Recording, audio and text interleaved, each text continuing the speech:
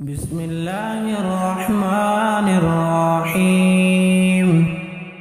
لم يكن الذين كفروا من أهل الكتاب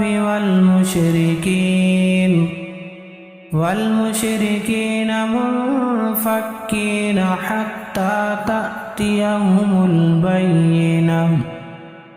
رسول من الله يتلو صحفا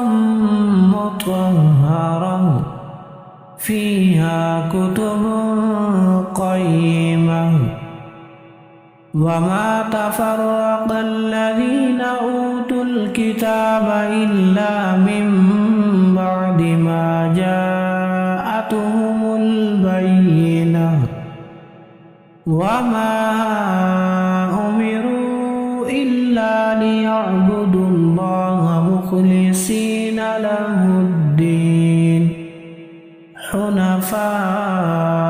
ويقيموا الصلاة ويؤتوا الزكاة وذلك دين القيمة إن الذين كفروا من أهل الكتاب والمشركين في نار جهنم خالدين فيها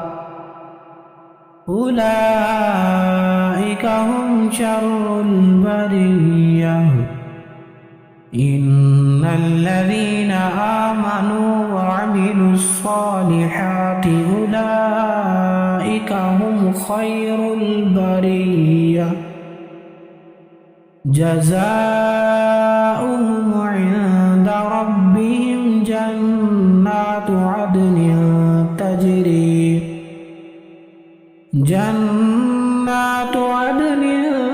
تجري من تحتها الأنهار خالدين فيها